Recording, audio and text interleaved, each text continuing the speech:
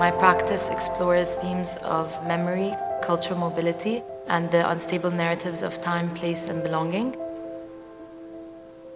I see my work as abstracted landscapes of memory. My whole practice is driven by exploring the spiritual and the emotional power of color. When I source the colors, they're usually locally sourced dyes, so they reflect and evoke the spaces that I inhabit. So a lot of them feel quite intimate and remind me of spaces I was in. The different temperatures and hues of the colors reflect home or like the absence of home. So color becomes a language in itself. My process takes shape through a labor-intensive practice of making and unmaking, fragmentation and reconstruction. Through the act of décollage, the act of removal is an addition, and I create meaning by taking things apart. A lot of my work is made out of fragments, offcuts, negative and positive cutouts that were once made from previous works, so it's a very process-based practice.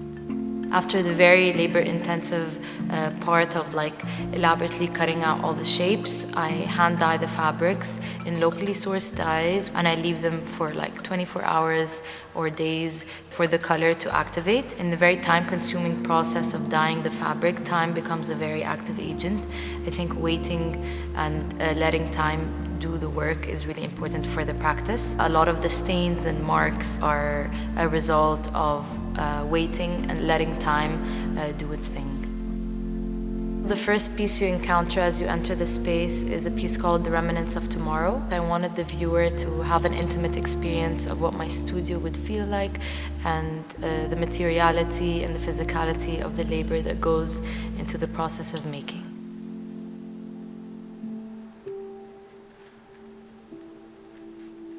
For the central installation, the iris grows on both sides of the fence. I commissioned master craftsmen in Cairo from the famous street called Shara al-Khayamiyya, which is a street of tent makers. It was intricately handmade by 6 artisans and craftsmen, and they performed this ancient technique of appliqué, and it's called Khayamiyya. So the literal translation of Khayamiyya is the art of the tent, an ancient craft that's very labor-intensive and slow. And I was very interested in having this collaborative process with them where I dye the fabric, design the forms, and they intricately respond to my designs and hand embroider this 12-meter installation that would invite the viewers in an immersive space to gather, reflect, and mourn as an act of resistance.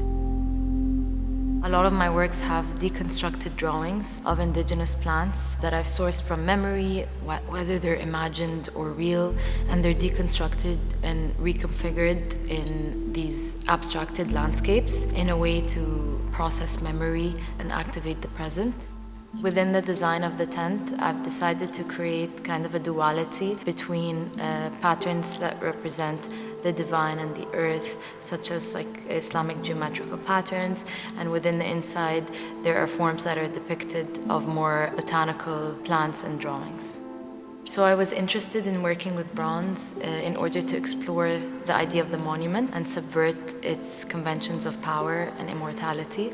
I wanted to explore the idea of a counter-monument and the poetics of impermanence. So the forms take shape as deconstructed stacked chairs, and I wanted to create an element of ephemerality within the bronze that even hold up the monumental installation, which is the tent, and it's a way to depict a past moment of gathering. The act of remembering and mourning is almost like an act of resistance, because a lot of these lost landscapes, whether it's from the shifting landscape in Cairo or what's happening in Palestine, a lot of these spaces are forgotten, uprooted, the people are dispossessed, and it's important for us to sit, reflect, and mourn. And for me, remembering is not just a way of reflecting the past, but a way of activating our social consciousness on our present moment.